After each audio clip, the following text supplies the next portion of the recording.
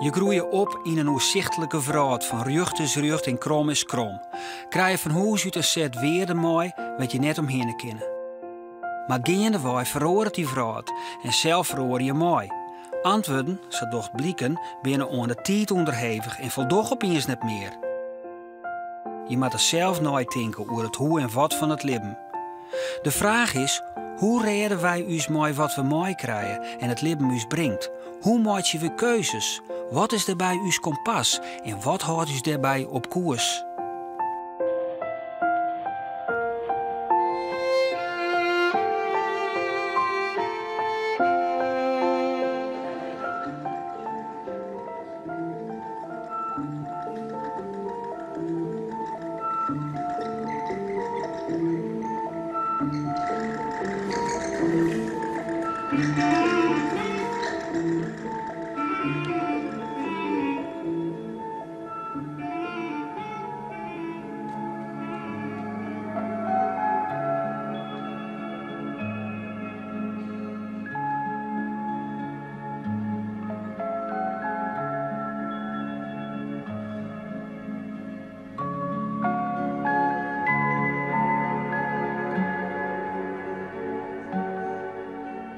Het is zo perfect. Want als je het gewoon slecht zou uitvoeren, zou het alleen maar flauw zijn. Ja. Het zou niet werken. Nee. Maar door hoe hij het uitvoert is gewoon... Je kan het op verschillende niveaus zien. Het is gewoon grappig of het is leuk naar te kijken. Maar het gaat ook over eenzaamheid. Het gaat ook over vriendschap of over behoefte aan liefde. Ik bedoel, dat is allemaal in te vullen. Het is gewoon net waar je zelf dan aan denkt, dat kan je daarin terugzien. Het is een van haar grote voorbeelden. De Russische clown Slava Polnopoluni. Ze zien hem vaak als lietsvamk op televisie, thuis in Moskou. Als artistiek leider van theater is ze op ziek naar deze kwaliteit, vertelt ze. En daarom liet ze dit filmpje voor YouTube altijd naar je acteurs zien. We hebben oorpraat om te praten over haar fascinaties, het maatje van keuzes en over wat geluk is. Tussen de bedrijven terug, want ze had het smoordruk met een nijstik dat in oktober klaar wezen moet. Omkavanja van de Russische schreeuwer Anton Tjechov. Hier wordt het decor van onze nieuwe voorstelling Omkavanja gebouwd. En we gaan kijken hoe het gaat, hoe het vordert. En voor mij is het altijd goed om even juist de technische kant ook af en toe een beetje mee te pakken. Op zich ligt de controle helemaal bij Echo. Maar het is wel fijn om even mee te proeven en te beseffen wat wij kunnen tegenkomen. Als het gewoon een rood schildje werden zo, dan haast nog volle jaren. Wat piepert. Wist wel dat, nou, moeten wij niet hebben. En dat het slipt, dan bloot het steen. Maar waarom worst u dat stuk regisseren? Om heel veel redenen. Ten eerste omdat ik het een van de mooiste en ontroerende en troostende verhalen vind. En dat wil ik heel graag delen met mensen. Want er zijn eigenlijk twee vormen van geluk die wij in het leven hebben. De ene wordt gedreven door verlangen, dus dat euforisch geluk. Als je verliefd bent, als je met voorstelling bezig bent, als je iets moois ontdekt, als je een goed gesprek hebt, dat is dat euforische. Eigenlijk wordt het ook vaak als geluk omschreven. En het andere zie ik als geluk van doen, van handelen. Dus dat ervaren misschien niet zoals euforisch, maar het is ook gewoon op tijd opstaan, kinderen naar school brengen, gewoon aan je plichten voldoen. Daar zit ook een groot deel van geluk volgens mij. En wij allen switchen altijd daartussen. En dat troostende zit voor mij in dat je heel erg kan herkennen, de zoektocht kan herkennen. Dat je bij jezelf, al je bij jezelf, ja. Dan ja, verbinden met de personages die we zijn aan het zoeken. Het is ook gewoon een mooi verhaal. Tjechov is heel ironisch, dus er zitten ook veel grappige, scherpe opmerkingen in. En ik vind het ook troostend om te zien dat de andere mensen net zo zoeken als wij allen. En wij allen weten het ook niet, en dat is ook goed. En het gaat uiteindelijk erom dat wij elkaar hebben, de familie, vrienden, je naaste omgeving. En wij gaan gewoon door en daar gaat het om. Здравствуйте. Ze went in Ljout en docht haar boodschappen stond kwad in een Lieds-Russisch supermerkje onder de voorstreek. Vlak voor roer werd ze wennend. Dit is ook echt... Dit is hoe je Rusland komkommer hoort te zijn. De lange komkommers, daar moet elke Rus echt jarenlang aan wennen. Ja. De kleuren, geuren en smaken komen streekrucht uit haar jeugd. En dat is fantastisch vanzelf, kan ik me wel voorstellen. Ik heb ergens lezen, dat stal toen 4 wierst. dat moet dan 1980 geweest hebben. Het besluit nam dus dat je eigenlijk wel regisseur worden moest. En toen zie ik mij dus 4 was. 4 jaar. Nou, nog eerder. En toen zie ik even te denken, toen zeg ik al iets Famke, ergens in die grote stad Moskou, voor de ruiten zitten en het snijdt. En die besluit dat dan. En toen dacht ik van ja, in wat voor setting is hij eigenlijk gereurd worden? Wat voor landschap, hoe ziet die wereld er daaruit? Ja. Nou, ik had het besloten tijdens een repetitie die ik bijwoonde. Mijn moeder schreef veel voor theater en over theater. En ze nam me mee naar een generale repetitie van een jeugdgezelschap. En ik zag daar een man achter een tafel zitten en met vuist slaan. En dacht ik, wie is dat? Oh, regisseur. Oh, dat wil ik ook. Zo is het gegaan. En waren ook een aantal vrienden van mijn moeder. Was een van haar beste vrienden. Die is ondertussen overleden. Hij was een regisseur. En toen ik 10 jaar oud was, zat ik 3 maanden in Georgië. Want mijn moeder moest werken. We hadden 3 maanden vakantie op school. En je gaat niet als kind door Moskou zwerven, dat is te gevaarlijk. Dus ik was bij kennis van mijn moeder in Georgië ondergebracht. En uiteindelijk reisde ik mee met een aantal schrijvers, dichters en kunstenaars die een soort kunstenaarsreis door Georgische dorpen maakten. En als groep ontfermden ze zich over mij, waren allemaal vrienden van mijn moeder. En met de regisseur voerde ik heel veel gesprekken. En ook over theater en over regisseren. Dus dat. Was Lied Famke? Nou, toen was ik al 10. Maar toen wist ik al, ik was sinds mijn 6 aan het regisseren op school en theater aan het maken. Ja, was pakketten Ik was vrij sterk kind. En ik ging ook elke zomer naar pionierskampen 3 maanden. Dus dan moet je ook naar pionierskampen. Ja, soort met padvinderskamp. Ja, maar dan 3 maanden, hè? Alleen maar kinderen. Ja? Die volwassenen er waren. Wat dienen je dan? Nou, het is een beetje militair-achtig, dus heel strak programma met veel sport en heel veel toneel en heel veel kunstuitingen en film 's avonds of dansen. Dat was fantastisch, hoor. En in de natuur, ja, was geweldig. Ik vond het geweldig altijd, ja. Ik heb daar ook heel veel geleerd. Ja? Qua hoe groepen werken. Daar heb ik in mijn eerste immigratiejaren heel veel aan gehad. Dus ik ben niet zo snel uit lot te slaan in een nieuwe groep of in een nieuwe omgeving, een nieuwe situatie. Dan lees je snel aanpassen en die eigen Nou, ik kan snel, wat ik me herinner, ik ging ook, want de pionierskampen waren meestal verbonden aan de baan van je ouders, werk van je ouders. En dat mijn moeder geen vaste baan had, ze was freelance journalist en schrijver, betekende dat ik ook elke zomer ergens anders naartoe ging. Dus ik kwam steeds in een groep van kinderen die elkaar al jaren kenden. Dus wat je vrij snel moet doen, is heel snel inschatten wie is hier de zwakste, wie de sterkste, met wie moet ik geen ruzie krijgen, wie moet ik omzetten. En daar heb je als regisseur ook heel veel aan. Ja, dat neem je van je leven mooi. Ja, tuurlijk, ja. Kijk, dit soort snoep, dat is echt zo'n Russische. Maar goed, niet alle Nederlanders vinden het lekker, maar ik zweer erbij. Dus dat is echt. Wat is het lekkerste? Ja, dat weet ik niet. Maar binnen het hele oren smaken dan? Ja, het is iets anders, ja. Het is iets anders. Ja. Maar dit is... Het ziet er ook mooi uit, hè? Ja, prachtig. Maar dit is snoppensgoed dat korte vroeger als Lied Famke in Moskou. Ja, als het verkrijgbaar was, hè? Het was Sovjet-Unie-tijd, dus het was vaak niet te verkrijgen. Maar dat, ja. Можно я кусочек халвы отрежу? Ken je het echt niet? Het is heel stevig, heel zoet. Proef eens. Is lekker, hè? Ja. Ja, maar het is echt Midden-Azië. Maar Rusland is natuurlijk sowieso heeft achtergrond met Midden-Azië. Maar in de Sovjet-Unie waren ook al die republieken met elkaar verbonden. Dus je eet... Als mensen mij vragen, wat is de Russische keuken? Ja, borsch is Oekraïens. En we hadden veel plov, dat zijn rijstgerechten, dat is uit Midden-Azië. En ja, je eet van alles. En die gevarieerdheid, die vind je in zo'n winkeltje terug. En dat vind ik heel leuk. Ik leer zelfs van die familiegeschiedenis, dat is zwalkje terug Europa. Hoe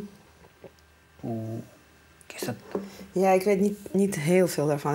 Ik ben dus de eerste die in Moskou geboren is. Mijn moeder is in Oekraïne geboren, Oost-Oekraïne. Mijn oma is in Wit-Rusland geboren. Mijn opa, volgens mij ook in Oekraïne of in Litouwen. Maar moesten zij altijd verhuizen omdat het te gevaarlijk was? Ja, vanwege antisemitisme of vanwege nieuwe kansen, ja. Ik wilde niet weg. Nee? Nee. Ik was 15, nee. Ik dacht, maakt niet uit wat hier gebeurt. Maar ik was ook heel heel verbonden met Rusland, met Russische cultuur. Ik was voor het eerst verliefd. Dat speelde natuurlijk nou ook een rol. Dus dat wil je niet weg. Ik weet niet waar dit vandaan komt. Uit Nederland. Oh, uit Nederland, echt waar? Ja, in de Leeuwarden. Hij mag in de Leeuwarden. Echt waar? Want in Georgië heet het tjoetschelle. En daar wordt in Georgië is het echt snoepgoed voor kinderen. Het is druivensap met walnoten erin. En dan ziet het zo, dus die ga ik zo kopen. Ik ben ook heel... jaloers is niet het goede woord, maar... Ik kan echt met een soort bewondering en... ik kan niet op een goed woord komen. Ja, sommige Friezen die zo heel erg verbonden met Friesland zijn. Ik denk dat ook een van de redenen dat ik hier graag werk. Dat is... ik snap het wel. Ik vind het heel mooi. Ik denk dat ik het liefst in mijn leven lang op één straat was blijven wonen. Maar goed, dat is... Mijn leven is extreem tegenovergestelde daarvan. Maar ik snap het wel. Die verbinding daarmee en die... gewoon ook je wereld en misschien ook overzichtelijkheid daarvan. Dat je ook heel duidelijk weet waartoe je verhoudt.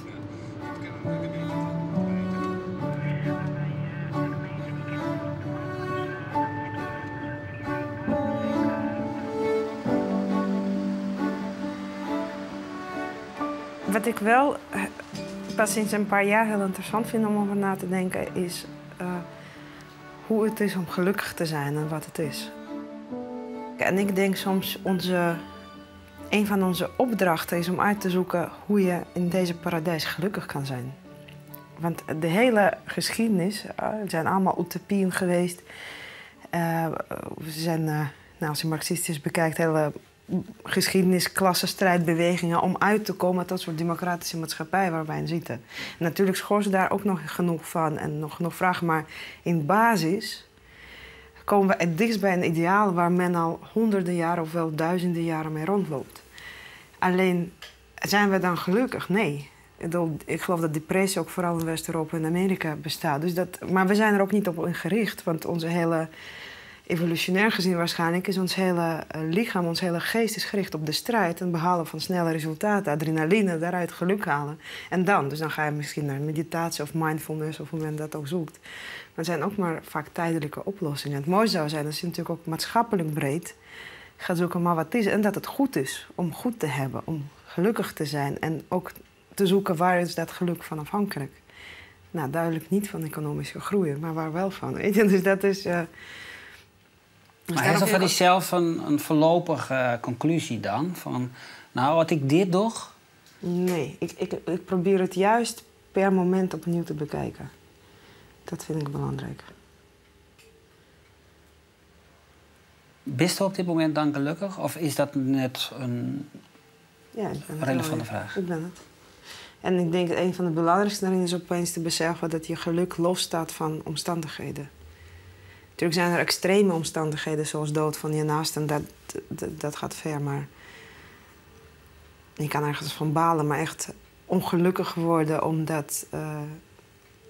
weet ik veel, omdat buskaartjes duurder zijn geworden of omdat iets niet smaakt of iemand anders te laat was. Of als iemand kwaad op je is. Ja, bijvoorbeeld. Of, maar het is hetzelfde als iemand je kwaad op je is of je kwaad wil doen. Dus het de vraag of je daarin meegaat of het zegt wat vervelend voor je dat je kwaad bent. Dat is het verschil. Nee, hoeft niet. Dankjewel. Oké, ik vind het heel... en misschien kan je daar verbinding in maken met mijn Joodse achtergrond of mijn allochtone achtergrond. Maar net als in Rusland een groot gedeelte van mensen waren die Joden dan als mindere zagen. En dan kom je naar Nederland, ben je immigrant. En er zijn ook mensen die immigranten als minderen zien. Maar het is heel bizar om voor ons achter te komen dat er mensen zijn die je dan Friezen als minderen zien. En ik denk dat, Jezus, hoe ver kan je gaan om alles in een hokje... Ten eerste vind ik het heel vermoeiend om zo te denken. Als ik denk mensen die zo denken, dan maken het zichzelf heel moeilijk. En tweede, je verarmt jezelf zo. Want als je daar vanaf stapt en niet gaat denken, dit is beter of dat is beter. Alleen ja, de ene woont liever in Amsterdam en de andere in Warga. En dat is het. En alles heeft eigen meerwaarde. Waarom niet nieuwsgierig te staan voor uitdagingen van andere plek? Ja. Maar ik heb dat ook geleerd door mijn leven. Dus ik heb ook de kans gekregen om dat zo te leren. En daarom probeer ik dat ook door te geven. Ja. Doe je irriteert je ook mensen die hunzelf ook lieds horen. Ja. Ja, dat vind ik heel erg, ja. Waarom? Ja, maar dat is hetzelfde als je jezelf in een slachtofferrol zetten. Dat vind ik. Dan ga je vanuit dat je de mindere bent. En op het moment dat je... En ik denk dat ook minderwaardigheidscomplex een van de meest oneerlijke complexen is. Want vaak zijn er mensen die stiekem juist zichzelf meerdere vinden. Ik ken het ook bij een aantal Russische Joden die dan...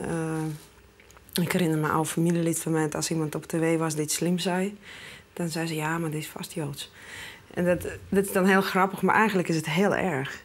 Dat iemand zo gaat denken, weet je. Want het is eigenlijk vind je jezelf beter dan de anderen. Of alleen Joden kunnen slim zijn. Hetzelfde is met, ja, we houden ons als mindere, maar stiekem zit er iets onder wat niet klopt. Want waarom in godsnaam zou je denken dat je minder bent dan de anderen?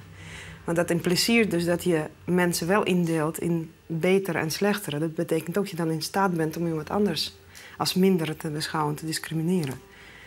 Dus mensen die discrimineren zijn vooral mensen die zichzelf niks vinden. Dus ga je aan je eigen waarde werken, dan ga je ook de wereld om je heen veel opener behandelen.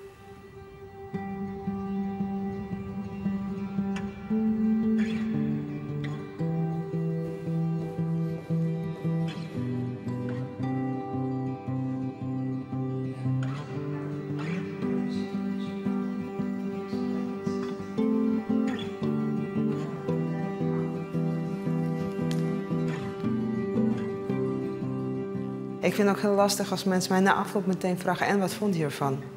Ik denk, ja, maar ik ben wel iemand van meningen... maar ik vind het ook heel prettig om mijn mening soms uit te stellen. Want daardoor kan je opeens tot hele andere belevenis komen... tot hele andere mening. En dat is volgens mij belangrijk. Als ik een mooi concert heb meegemaakt... of als ik een mooie tentoonstelling heb gezien... dan heb ik altijd idee alsof mijn ogen schoongewassen zijn. Alsof je weer opnieuw even naar de wereld kijkt. En dat vind ik het waardevolste wat er is. Dat heb ik ook naar mooie voorstellingen. Ik hou heel erg van middeleeuwse kunst. Daar ga ik heel graag naar. Doe vind het belangrijk dat jongeren een band daarmee in contact komen? Zeker, ja. Ik denk dat het van essentiële waarde is. Ook om ook hun die ervaring te gunnen. Maar ook... ik denk dat voor je complete ontwikkeling is het net zo belangrijk om te leren kijken en luisteren en denken. En dat doe je niet alleen maar door te leren rekenen en schrijven.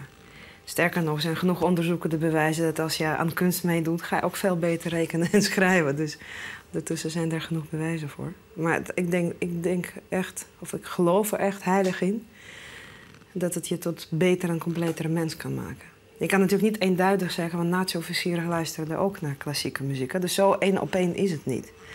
Maar het gaat ook erom dat je leert kijken en luisteren... en daarnaast ook nog meekrijgt wat het is om in een beschaving onderdeel van een samenleving te zijn. De basisplaat is deze. Ja. Een houten plaat. Ja. Die puzzels steken deze, die luisteren in elkaar. Ja. Nou, het speciaal toneel staat als juist eronder. Ja, snap ik. Ja, dus maar we kunnen altijd een rol om in een maatje, maar we kunnen Dus wij spelen met die elementen. Het wordt niet een ouderwetse decor, maar met ouderwetse elementen op een moderne manier spelen. En bij elkaar gaat het een heel romantisch beeld maken.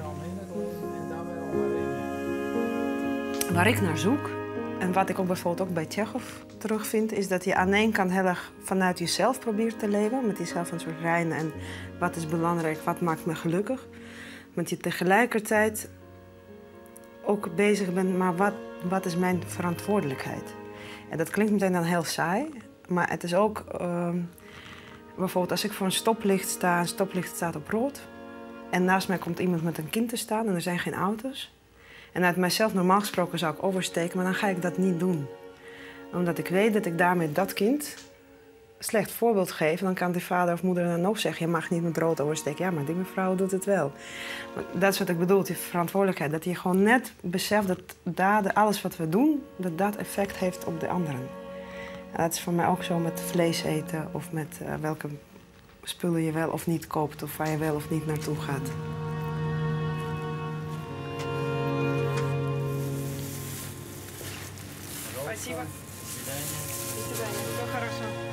Ik hou er niet van als mensen zichzelf als slachtoffer ervaren in wat voor situatie dan ook. gewoon het gevoel van in verdomd hoek zitten of het gevoel van slachtoffer zijn is ook iets waar je aan mee moet doen. Als je daar niet aan meedoet, dan gebeurt het ook niet. Dan is het iets wat anderen van je willen, maar dan hoef jij het nog niet zo te gedragen. Nee, en doof is dat verwerpelijk. Je maakt je net als slachtoffer gedragen. Nou, verwerpelijk. Kijk, het is natuurlijk, er zijn ook zulke extreme situaties dat het niet anders kan. Maar dit soort extreme situaties heb ik gelukkig nooit meegemaakt. Wat voor richtlijn heeft of toen je het mooi kregen dan? Om hoe moet je in het leven staan? Wat moet je doen? Nou ja, dat is dan heel Joods doen. Behandel de anderen zoals je zelf behandeld wil worden. Dat is denk ik een van de belangrijkste. En werkt dat? Nou, niet altijd, omdat iedereen anders is. Dan soms denk je juist, ik zou het liefst zus en zo doen. En dan blijkt iemand heel kwaad erover te zijn. Dus dat werkt niet altijd. Maar ik denk, ja, dat is toch een... Het dwingt je wel om ook een anderen te verplaatsen. En dat vind ik wel heel belangrijk. Maar goed, er zijn zoveel mensen, dus dat... Ik zou nooit opzettelijk iemand kwaad willen doen. Maar ik geloof er oprecht in dat niemand dat wil.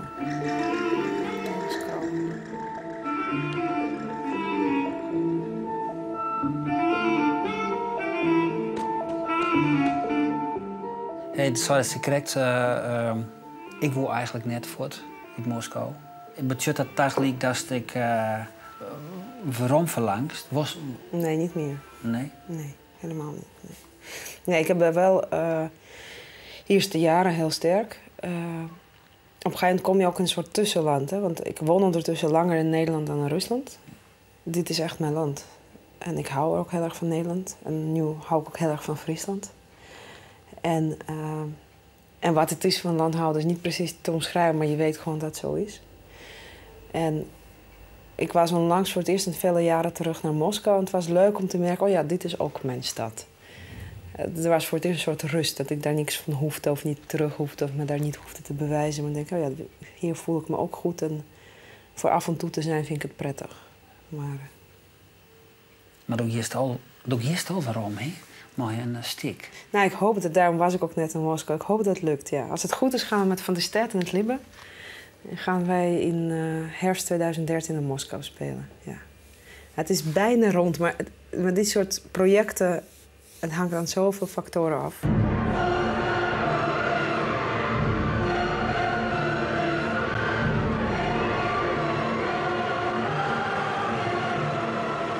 Voor ik regisseur wilde worden, wilde ik clown worden. En dat klinkt in Nederland ook heel raar, maar in Rusland is clown eigenlijk de hoogste vorm van artiest wat er kan zijn. Clown heeft ook te maken, is een filosoof. Daar begint het mee. Dat is ook wat Slava zegt. En als performer, als clown, moet je ook heel ver staan. Want je beheerst gewoon je publiek, je vak. En je eigenlijk via fysiek. Maar er zijn ook clowns die met tekst werken, maar vaker toch fysiek en beeldend proberen een soort hele wereld te schetsen. En de beste clowns werken via ontroering.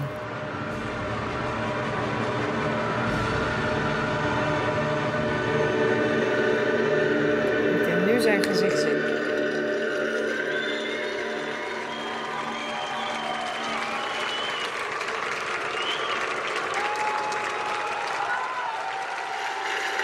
Helemaal voldaan, op en gelukkig. Het is echt helemaal jezelf gegeven. Fantastisch. Dat is theater. Ja. Ze stel ik graag, maak eens. Ja. Maar zoals. De overgave, die is ook van groot belang.